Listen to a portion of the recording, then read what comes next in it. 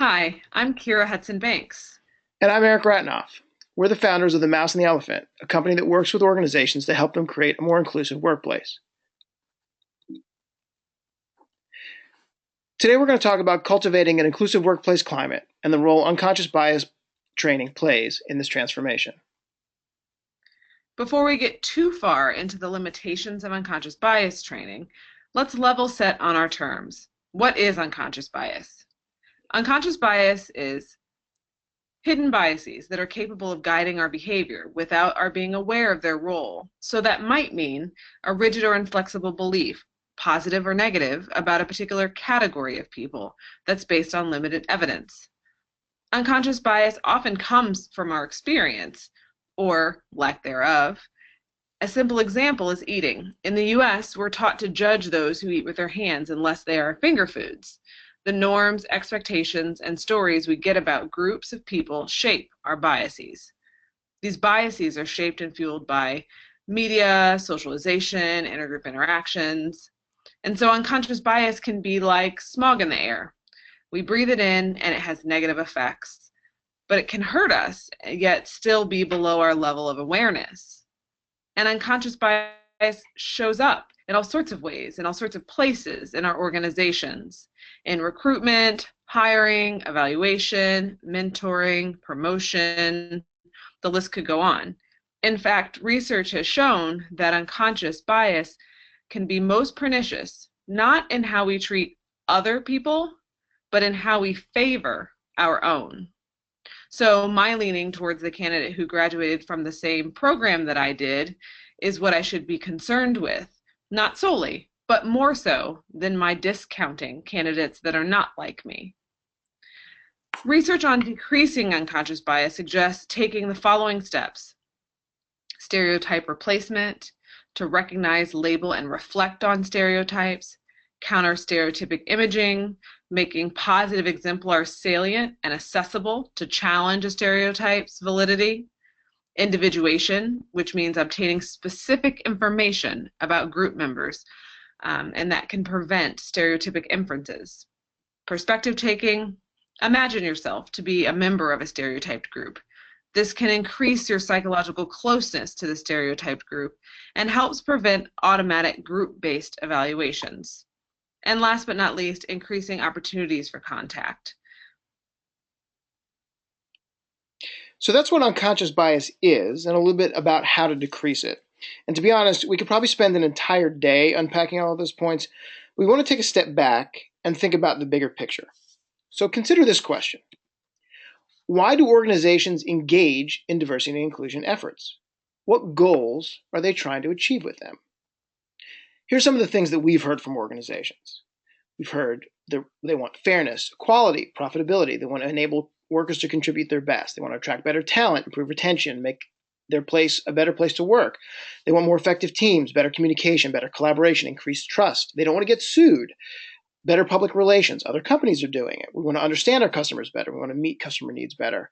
Bias gets in the way of us being the best, and of course, we want to be the best. We want to address shifting market demographics. It's the right thing to do. And the list goes on and on. It's a pretty big list, and your company might have different motivations and different goals. But here's the next question. Is unconscious bias training enough to meet all of those objectives? If you distill all of these goals and objectives into a single broad aim, you could say that the reason organizations engage in diversity and inclusion efforts is to create a more inclusive and equitable organization, and to reap the benefits that come from being such an organization. So for the purposes of the rest of this discussion, let's call that our generic objective for diversity and inclusion work. So now, if we agree on that objective, it's also safe to say that organizations that engage in diversity and inclusion work believe their organization has room to grow in terms of diversity, inclusion, and equity. So then let's take a look at the destination, where we want our organizations to be and how we get there. And then we can talk about how unconscious bias training fits into that. We want to walk you through an organizational model that we've developed to articulate what it might look like to cultivate an inclusive climate.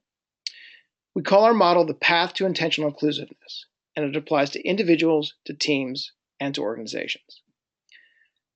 The first stage in this path is unintentional ignorance. And for all of these slides, we're going to move quickly, so we're just going to share the main text for each of the different stages, but you'll have a link at the end where you can download a PDF that has the full detail for each stage when you go to our site. So in this stage, ignorance might not be explicitly or intentionally malicious, but it can still be harmful and destructive. When you're unintentionally ignorant, you're uninformed and unaware of the perspectives and experiences of others and how your words or deeds impact others. Next, we have awareness. We believe that awareness is the key to moving away from unintentional ignorance. Once you're aware, you can choose to advance or stay put. But you can't go back. You can no longer act out of ignorance.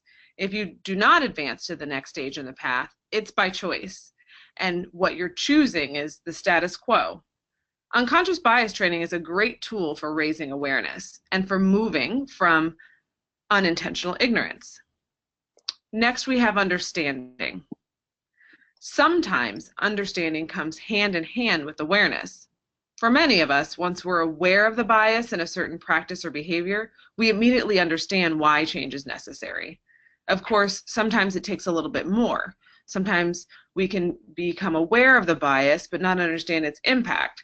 So to move on to the next stage, you need to not only be aware of what's happening, but understand why it's a problem and the repercussions that it has. Once you have that understanding, people are prepared for the next stage, action.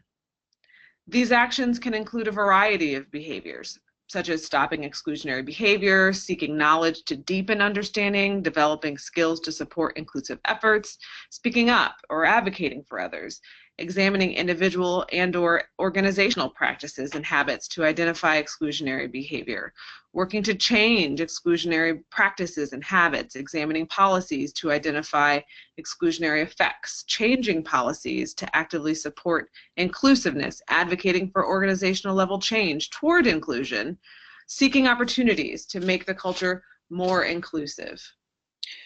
And the more you move down that list, the greater the effort required and the greater the risk taken, but also the greater impact of the action. And it's important to note that there is no single action to prescribe here. This is really the limitations of a best practices focused approach to diversity and inclusion, because every organization, every culture is unique.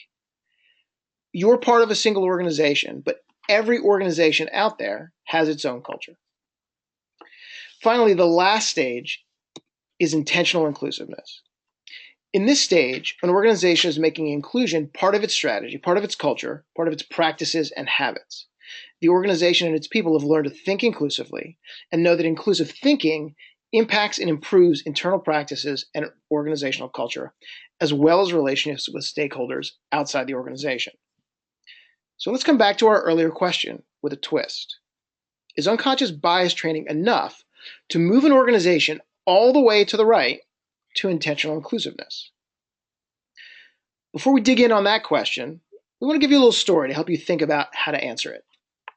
So, once upon a time, there was a river. Downstream, there was a water wheel, and the water wheel was attached to a mill. When that water wheel was spinning at full capacity, the mill was humming, had a ton of energy that could be transformed into anything that the mill workers could imagine. The greater the volume of water flowing to that wheel, the more energy there was to power that wheel. But for the workers to get to the mill, they had to come downstream too. They started their journeys upstream in the tributaries of the river. Once they could get their boats down the river to the mill, they could begin to work. The river had two main tributaries. The western tributary was winding and rocky, but it flowed freely and unobstructed to the main river. If you'd built yourself a good boat, if you had good rowing skills, if you were careful and you paid attention, you'd have no problem getting down the river to the mill. But in the eastern tributary, there was a giant boulder blocking the way before it got to the main river. No matter how solid your boat or your rowing skills, if you were to come down the eastern tributary, you faced a completely different challenge. Your boat simply couldn't get through, so you had to figure out how to get to the other side. You could pull your boat up out of the water and onto the banks to try to go around, but the shores were rocky, and that certainly wasn't easy. You could try to climb over, but that's not easy either. In this tributary, people who were especially skilled, who were really determined and who worked extra hard, some of these folks did get past the boulder and made it down the river to the mill where they could contribute and do great work. Of course, it took them a lot more time and more effort to get there, and so they were more tired when they got there, but they were there contributing.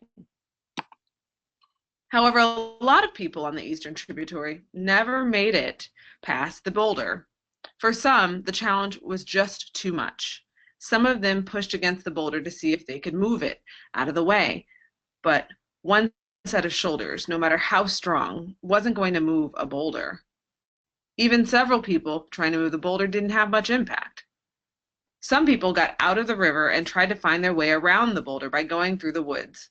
Some of those people eventually found their way downstream, but some of them got lost. Some even got eaten by a bear. And many people faced with that boulder started wondering if it was even worth it to get downriver. Some just got up out of their boats and walked away. They decided to find another path and go somewhere else, which meant their talents never made it to the mill. And of course, with that boulder in the way, either that water could sneak past the boulder, but a lot of it was backed up and behind the boulder and got shunted off into smaller tributaries, which means some of the hydraulic potential of that river wasn't making it downstream to the water wheel and powering the mill. You can probably see where this story is going. The mill downstream represents the energy and productivity and leadership of your organization. And those tributaries are how people not only get into the organization, but how they come to thrive in the organization.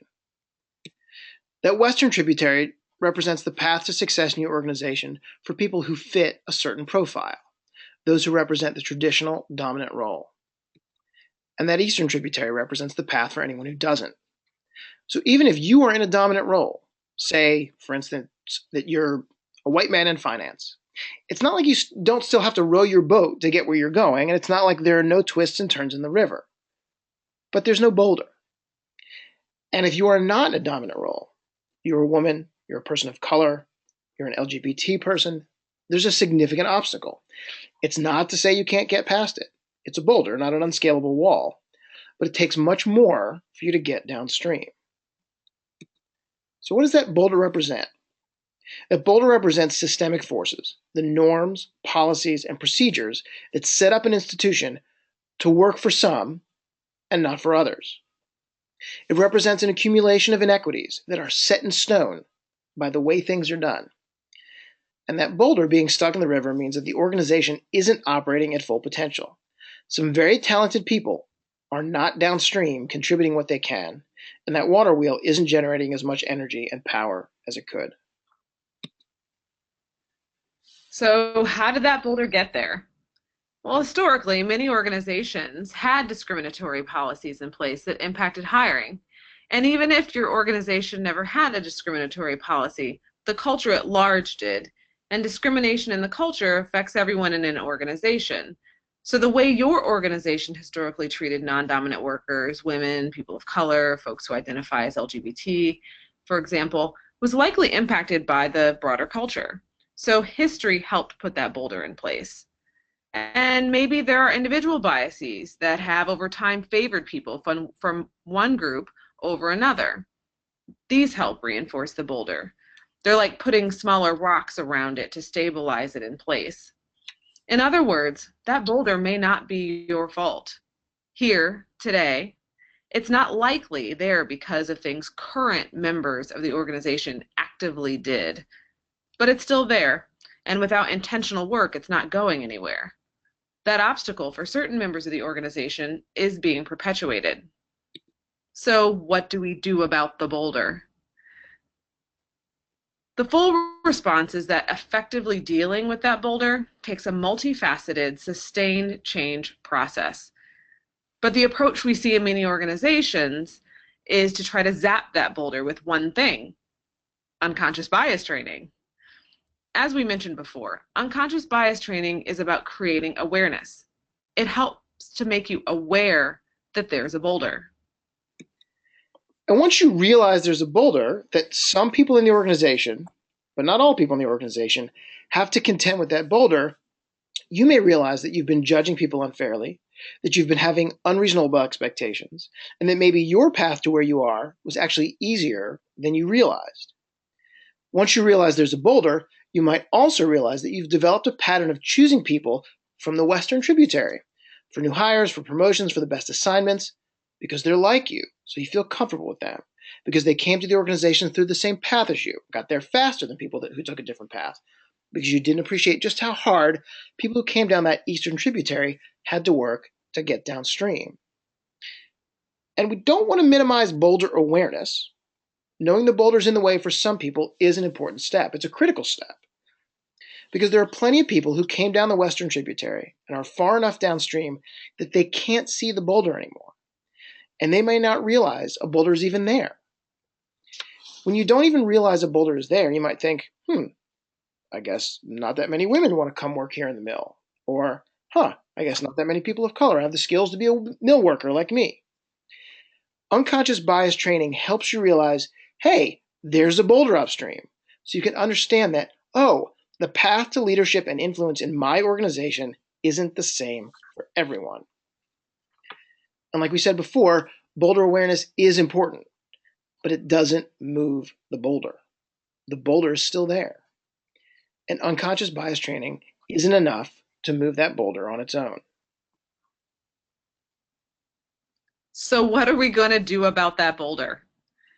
As we've discussed, shoving against it, whether you do so as an individual or even as a few folks banding together, is unlikely to do much. So let's think about this in terms of physics. What you need is leverage. Unconscious bias training is one lever, but that's a big boulder. And in the culture, if not your organization, that boulder's been in place a very long time, and inertia is a powerful thing. If your organization really wants to move that boulder, if you really want to clear the channel to create a more inclusive, more welcoming, more equitable workplace, if you really want to get more talented people all the way downstream, if you really want to tap into the full power of all your employees and not just check a box that says you've complied with the requirement to do some diversity and inclusion training, you're going to need more levers. And these levers represent efforts such as awareness, knowledge, understanding, skill, and action. They are levers that focus on different aspects of diversity, inclusion, and equity, and they work most effectively in concert.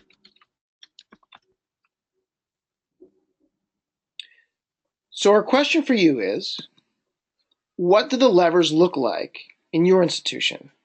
How are they coordinated to work together in a strategic way? Or to phrase the question another way, what does your organization do to cultivate an inclusive workplace?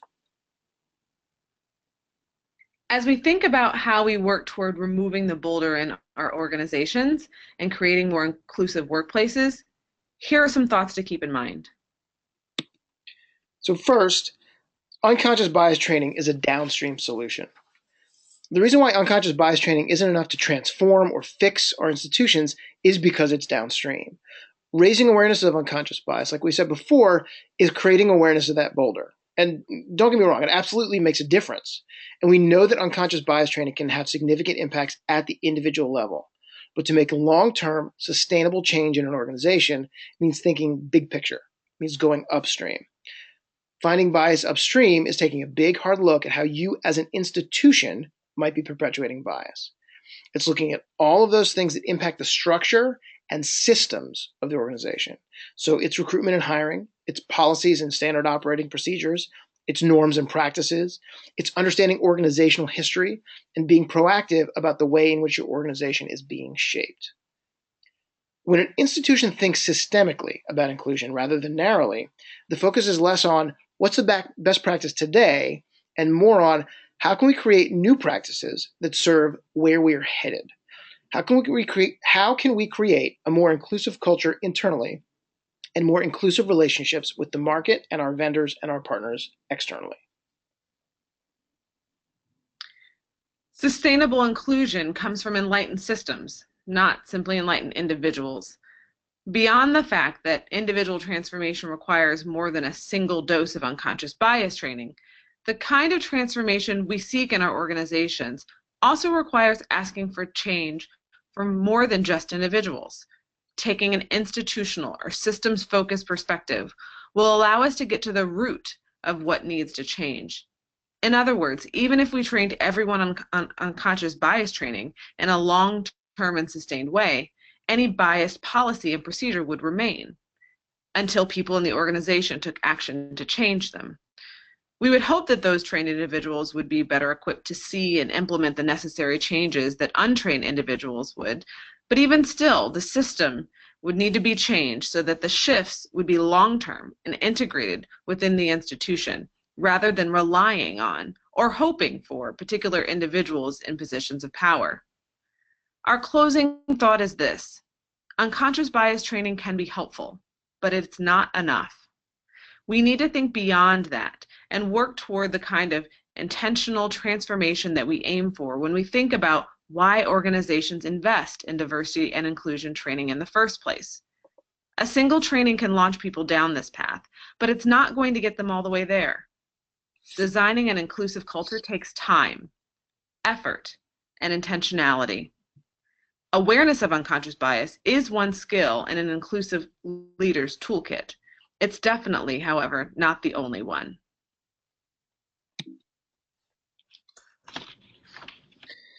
We hope we've stirred some thoughts and reflections, and would love to hear any questions you have. Please send us an email, tweet at us, or visit our site to learn more. And you can also see here the link to download a PDF of the path to intentional inclusiveness. Thank you.